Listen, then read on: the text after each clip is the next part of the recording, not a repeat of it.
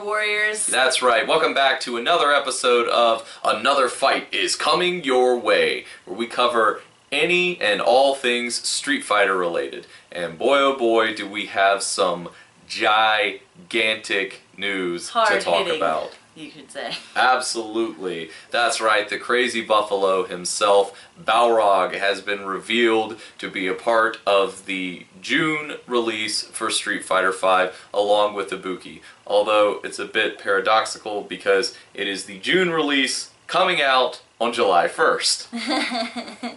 Well, things got a little hectic at the studios. Absolutely. Things got pushed back. They had to put just a little bit more work into things, and I think releasing Balrog along with all of this is going to be a thanks for your patience. I believe that's exactly what's going on. Because they really got torn apart. The fans just went in, claws out. And I think rightfully so. There was a lack of communication on Capcom's part in terms of how they were going to lay things out, sort of the release schedule and the release date for a lot of things. So the fan backlash is definitely, understandable, but I think Capcom, recognizing that, made a great decision in releasing 2 new characters, new stages. We get the classic casino stage. We also get the private Kanzuki Beach Estate, which looks fantastic. So cool. There's the Kareen's summer outfit with her big, wonderful hat and wonderful sun hat and bikini, and there is a monkey riding a turtle on the left. Like that. Thank you, Capcom. Thank you. This is what I've always dreamed about in Street Fighter: a monkey riding a turtle's back. Also, the cinematic story mode is launching, which. Very excited about that. Absolutely. That's what I'm most excited for because I am more of a casual player. I love to be able to just play like arcade modes, but I also love being able to play through story, something that Mortal Kombat X really delivered on. Like, it's an RPG basically with their story mode. It is, and Capcom has said it's very cinematic. I believe will take about 4 hours. Is what they had said to beat it, which would kind of put it on par with Mortal Kombat X in terms of... Definitely more than Street Fighter 4. Oh, definitely. And it's exciting. I'm really excited about it. In non-release related news, we'll go into kind of some details about Balrog in a second, but I wanted to talk about CEO, which is where all of this was announced, the tournament in Orlando, and there was quite the fight that happened in Orlando. That's right, ladies and gentlemen.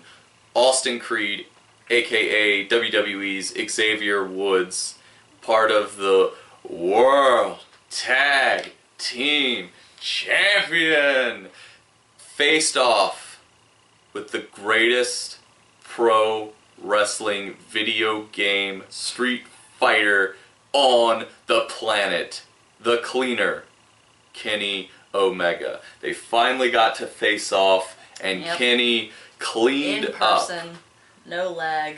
Yeah, cleaned up Mr. Creed in a 5-2 set. Yeah. Kenny got a little cocky there at the end. He should have closed it out 5-1, but that's okay, It was great though.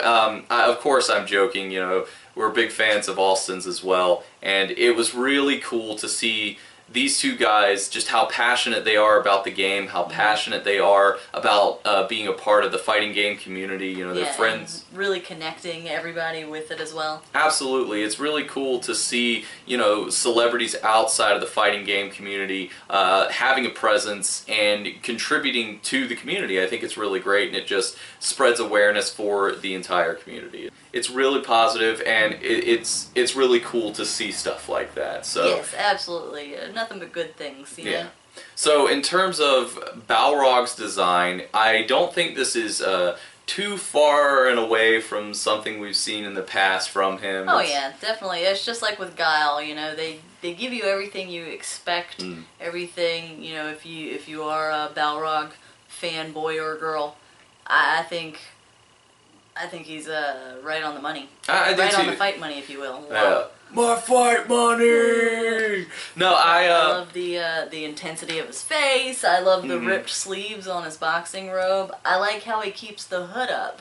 I didn't like it at first, but after I watched the video a couple more times, I was like, okay, no, that is really cool, and it makes him different looking. Yeah, and more intense. I feel like that's really the key element to Balrog. Is just this intense brawler, doesn't care, gonna break your face, and he's just so mad all the time. I love it. Yeah.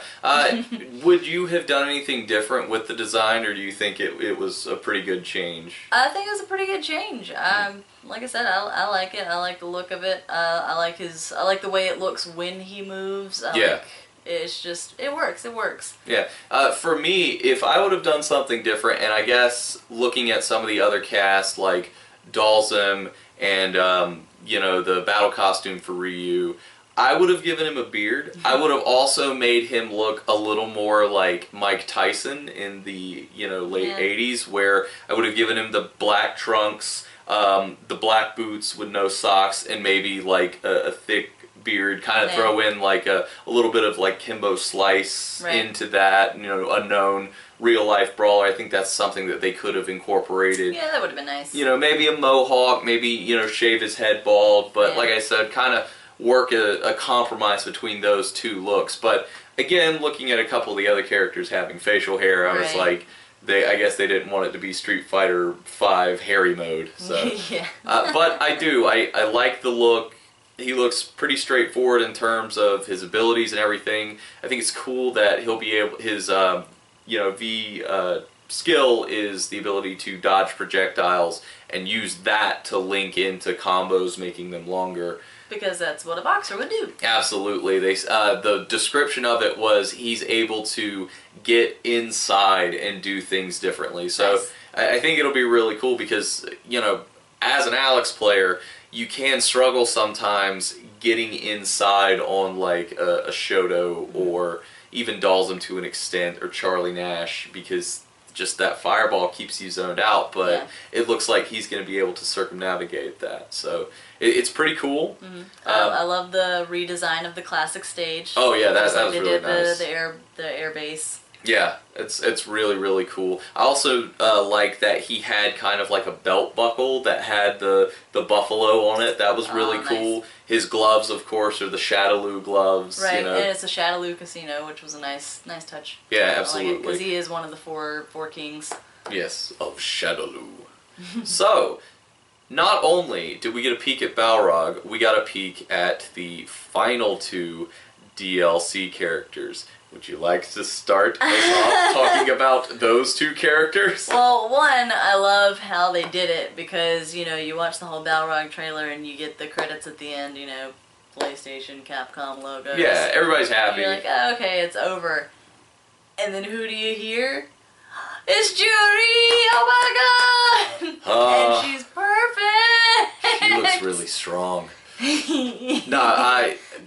Speaking of redesigns, holy crap! I love it because, well, with her 4 costume, she was it was such a unique design, and the color scheme and everything, it really suited her as a character, especially if you watch some of the animated feature that she's in. It just felt right, just that kind of casual assassin. Ugh. Yeah. She felt like evil Chun-Li to me. Or not necessarily evil, but she felt like if Akuma is the opposite of Ryu, Juri is the opposite of Chun-Li. I can see That's how I feel her, rank, which is crazy. She's been in 1 game now, coming into 2. That's a high compliment to give, but I love everything about that character. I think she's great. She's a breath of fresh air for the women of Street Fighter, I think. Absolutely, because there was never really any like villain females. No, not particularly. Not even Viper. You couldn't. Because she's a double agent, so yeah. Which I did like. I like Viper a lot as well, but admittedly, I was concerned when we saw the little bit of story mode that we have in 5 now with the drawing and everything. I was concerned with how she was going to look because, she had the eye patch, and I was like, well, that's weird. Alright, that's a little odd, and you couldn't really see what her costume was. Yeah. But they've revealed it, and it's like... It's like motorcycle bodysuit, Mm-hmm. like kind of Kill Bill. Yeah, that's the first vibe I got from it. I was like, it's like Kill Bill, or a little bit of like the Avengers television show, not the Marvel, but the British Emma Peel, like yeah. that. You know, that's kind of what I got a little bit of that in there too. They kept her hairstyle, they kept her color scheme, and her feet are bare. Yeah, her toes. Because you know she's a taekwondo. Yes. Yeah. I love it. Very It's footsie. yeah. It's very, very cool. I can't wait because we get to play as her on Friday in the story mode. All the DLC characters are playable in story mode. I didn't know that. Yes. Oh, I forgot to mention that. Yes, everybody's Happy playable. 4th of July, everybody. We also saw the last DLC character, Urian. Kill. Actually, he kind of sounds like Captain Hook from the Peter Pan cartoons back in the 90s. He's all like, well, now I'm going to destroy Shadaloo, boys. Ah, Crocodile Pan! Like, he kind of sounds like... It's not the guy who did... It does not sound like the guy who did his voice. Well, in Third Strike, is it the voice or is it that age of recording that makes it sound different? That's a very good point. I really feel like, especially with like the way Q's voice was, I think it's just the audio quality that gives... I can see that. It gives him that extra Aegis reflector, you know. Kill. Yeah, but he looks fantastic. I love the suit. I love the purple. And it kind of makes me wonder, looking at his design, looking at Juri's design, are they allies? Because their colors are kind of similar. We definitely saw with Juri's gameplay, it was so quick. I didn't really get much out of it. Right. It actually looked like she was hitting a view reversal, which, you know, was just like this overhead kick she was doing, and I was like, that's what they show? But it looked like Urian was hitting an Aegis reflector, which is really sweet. Good stuff. Anything that you would we kind of covered this in the last episode a little bit, but now that we've seen them, we've seen a little bit of gameplay, and we've seen their designs, what do you like, what do you not like, what would you change? I don't think I haven't seen enough to be able to be like, well, this, and that. What would I change? Show me more! Friday. I would like to see maybe a Feng Shui engine V-trigger. I would like to see Urian take his clothes off. I bet you for would. Multiple reasons.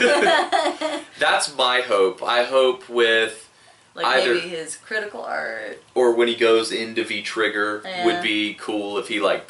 Although it would be weird because if he hits V-trigger and rips his clothes off at that point, they don't come back on.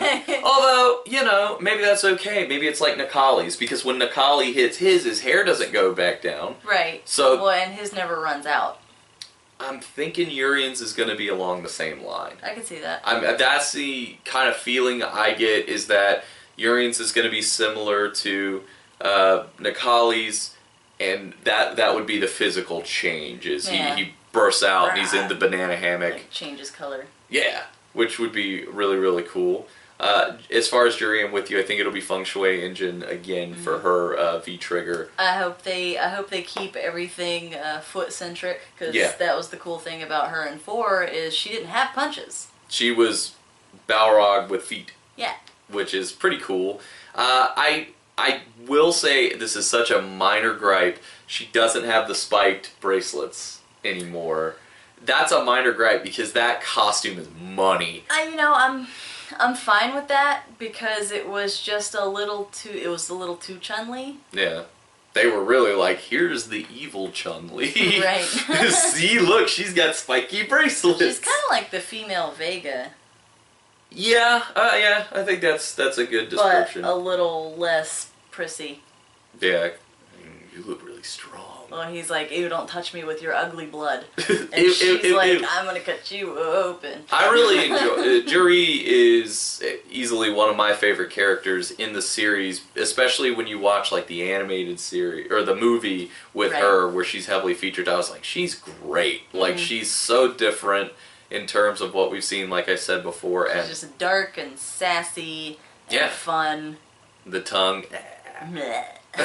It's really cool. I'm really excited. I want to know what's happening under the eye patch. Did SIN take it back? Did she take it out? Did it stop working? Because it was supposed to be a prototype, wasn't it? I think so, I'm pretty sure it was a prototype. So I could see maybe it ran out or, you know, something along those lines, and maybe that's why she's possibly allied with the Illuminati to bring down Shadaloo. Right. Well, you know, she's an assassin for hire. Whoever's going to pay her the most money to have the most fun. Absolutely. It's very exciting though, guys. We're really pumped. You know, we're here Friday. It launches. It's I believe Friday midnight, or it's July 1st, midnight Pacific Standard Time. They're going to pull it down, do some maintenance, put it back up. I do want to give kudos because they have done an update to the matchmaking system to where it's a lot better in terms of putting you against somebody who maybe not equal skill, but on paper you do. The points are a little closer. Yeah, kind of matching more towards brackets. Yeah. Like, within ranges instead of, oh, you're a rookie, let's put you against this platinum guy. And I've had that happen. It was a little rough because there would be times where, you know, if I had, say, like 500 points, I straight up got matched against somebody who had 2,500. Yeah. That was crazy, and that just shouldn't happen. No, it shouldn't happen because it's discouraging for newer players, especially. It's boring for advanced players. Yeah, because you want a challenge. You don't want somebody, and you know, maybe if it's in casual, I can kind of understand it because maybe you just don't play ranked much. You know, maybe you're just in casual, but it should be a little bit more even, and it is now. I think the most I've seen now is kind of a deviation. 500-point deviation has been the most I have seen, but it's really within like 200 points, either above you or below you in terms of matchmaking. So that's really cool. Well, guys, you know, that concludes us. That's pretty much it. Go out there, find the trailer, watch it, drool over it, watch it again. Get on the Street Fighter on Friday. Yeah, absolutely. You know, we'll be on. We hope to eventually start getting some gameplay captured, get some videos up. You know, we're still working the kinks out on that, so stay tuned as far as that's concerned. But you know, thanks for joining us here for another fight is coming your way.